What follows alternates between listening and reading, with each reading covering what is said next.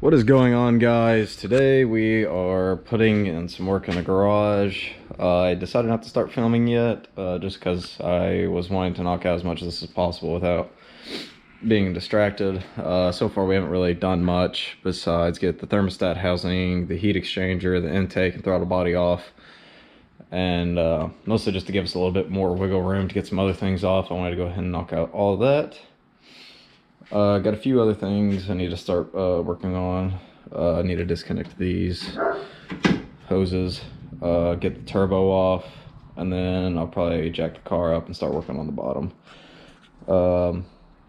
Luckily, honestly, I won't have to remove a lot of things due to how much space is in the engine bay.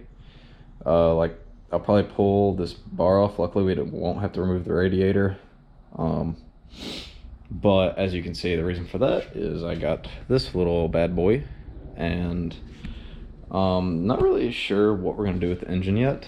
I have a few different options. I can pull it and drop the transmission and go to a 2JZ GTE naturally aspirated engine, which obviously I would either reuse the turbo or possibly be giving that turbo to Ron with an SS Camaro for him to do his build, and then bump up to the 76mm so I can push a little bit more power through it safely, mostly because I'm going for over 800 horsepower as opposed to that turbo maxes out at 800, and I don't want to push a turbo to its max. So yeah, possibly be going up to the precision 76mm along with, I can't remember the name of the company off the top of my head. I just recently found out about them. They make some really good apex seals. I believe, I can't remember off the top of my head, boost ratings. I only looked at them for a little bit and they've kind of just been in the back of my mind. Regardless, after you hear the price, I'm sure a lot of you rotary fans will know. Each one, I think, goes from anywhere from $350 to $400 or $500 each. And that's per seal, and there's 3 per rotor, so you know it's gonna be a expensive little build along with the rest of the rebuild kit after pulling the engine. So I could rebuild it and put a lot of power down out of a rotary, which would be badass, but again, like, it comes down to having a reliable race car, because it sucks. Like, I don't know if I'm gonna make Texas 2K this year, or not this year, but next year, due to the fact that I am going to be away for about a month coming up this week and won't be getting back till mid-November. Luckily, after I get back, I'll have a lot of downtime to be bringing you all content, since I've been kind of lacking in the past little bit, and I've been really like stupid busy. I've been mostly just trying to stay to Instagram to keep you all entertained. So if you're missing content, make sure to follow my Instagram. The link or the information is in my bio, because I don't always get time to sit down and edit. But luckily, after this last month break, we're going to be back making all kinds of videos of getting this thing done. I'm going to be doing a lot of the work by myself, including this whole engine pull, which is why I bought this thing called a good old cherry picker, or engine hoist for you non-southern folk. So luckily, I got the car back, I want to say Wednesday. I think it was Wednesday evening I got it back. For the fact that I actually was going to sell it. Now, I know a lot of you all probably wondering why the hell I would sell it. Mostly because I was going to use the extra money to build the Corvette. Well, the Corvette decided last Friday, a week ago, to pop its differential. As a lot of you all, as my Corvette friends know, the 2005 C6, the first year, had a very weak differential, and a lot of people were popping them. So in 2006 and up, they started to brace the diff. And so mine, I was out, launched the car, and pop. Wasn't a hard launch at all. I mean, I've definitely launched the car harder than what I did at the time of it breaking. And then this time, I guess, just, I mean, you can only, yes, the car has low mileage, but 15-year life is still going to wear out some parts. regardless of mileage.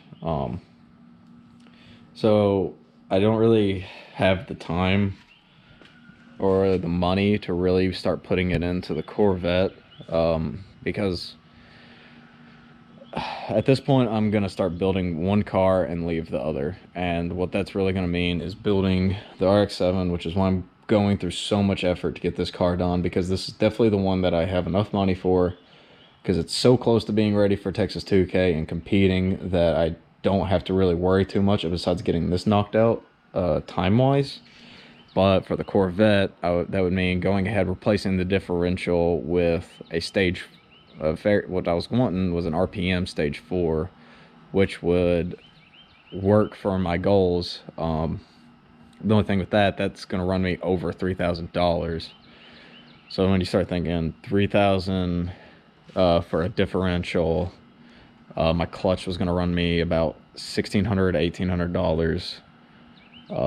We were going to pull the engine, bore it, and twin turbo. So then you start talking forged internals. This, for my setup, was going to be about $4,000, close to $4,000. Then you got to think, even though I get discounts from Mishimoto as a sponsor, my radiator system was still going to run me upwards of $500 to $600. And that starts rolling in really hard, really quick. So right there alone, I'm already sitting like fairly close. Oh, I'm getting a phone call, but I have no clue where my phone is. So already there, like before I'm even really dialing a lot of stuff in, I'm sitting upwards of almost 10.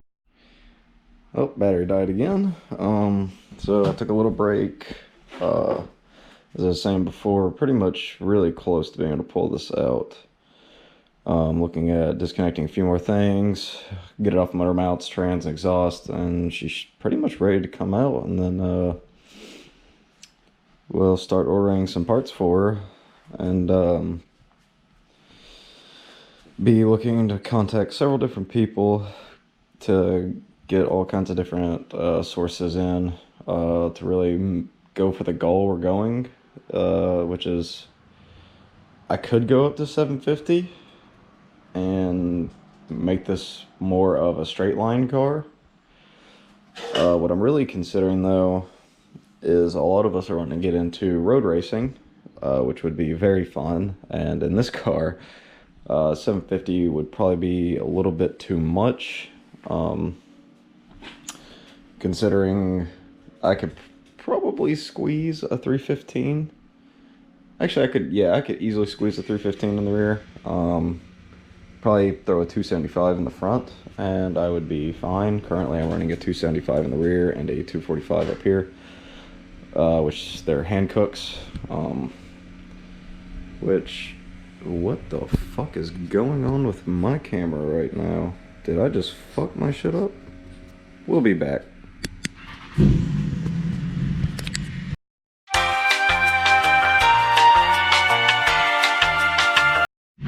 Okay, I have no clue why my camera went all funny looking. That might be a feature or not. Not really sure. I haven't messed with my GoPro much. Yep, there goes my neighbors. Dude has a really badass BMW. Okay, but back on the subject, I was saying, get new tires in. Currently running Hancocks, which around curves and so they hook pretty decently, but as soon as I put some power down on the rear tires, the backs break loose fairly easy, and that's with low tire pressure. When I say low tire pressure, I mean we had the tire pressure extremely low and was still braking power, because I mean, super light car, 400 horsepower and a shit ton of boost will do that at a low speed. And so we're going to be probably switching over to Toyo R888Rs or a Mickey Thompson ET Street. Haven't really decided what I want to go with yet. Price-wise, we're looking pretty similar. So really it's going to come down to finding somebody that's ran Mickey's. My buddy Chris runs the Toyos, and he actually hooks pretty decent with them, and he makes a stupid amount of power. Now they're bald, so he'll spin like crazy, but I'd really like to find somebody and get their personal opinion on some Mickeys. So we'll be looking into new tires, along with some other goodies. My suspension's pretty much done. I don't really plan on changing anything else with the suspension. I'm pretty satisfied with what I have. Probably be putting in a roll cage. And when we go to events, which I already have my racing harness back there, I don't know if I'm going to use it or not because it is old. It's never been used, but it is old. So we probably won't be using it. Maybe just at first for when I'm actually driving and I remove the seatbelts and I'm not really pushing the car too hard. But I'll probably get in contact with Corbo and get a new racing harness along with either a full cage or half cage to mount the harnesses. I could go ahead and get the full cage because down the road we will be running a full cage, hopefully. Then I could probably get away with just a half cage and save some weight considering we won't be pushing this thing down a drag strip too much. Other than that, I do need to fix up quite a bit of the interior. As you can see, this is cracked. But the problem with that is fixing the interior on these cars is, for one, finding the pieces can be somewhat complicated, and two, very expensive. I mean, my gauge cluster is retarded expensive. I'm hoping I can either fix the one in it or my extra. Currently I have the import gauge cluster, which reads kilometers. The other one, I believe, is domestic, which reads miles per hour. But I believe that one was fried, if I'm not mistaken. So we'll see if we can get that one going good. I believe that's the one I have in it. I can't remember. I've switched them out before. I can't remember if I put the other one back in. Besides that, I also have some junk back here. I had to buy a battery starter because the tow truck driver that brought it back left the key in and killed it. As you can see, the battery is mounted back here for weight distribution and to save a decent amount of room up front, which helps a lot. And my old turbo blanket, which I need to put back on soon, which would be obviously after we get everything back together. I'll probably put that on before we put everything back together, because if any of you all have ever put a turbo blanket on, you will know they are a fucking pain. And then you get fiberglass all over yourself, and it's just not a fun day. But we're pretty close to getting this to where we want it, and I'm pretty happy. Some of you all know that thing does not move. We blew the diff out, which was a sad time.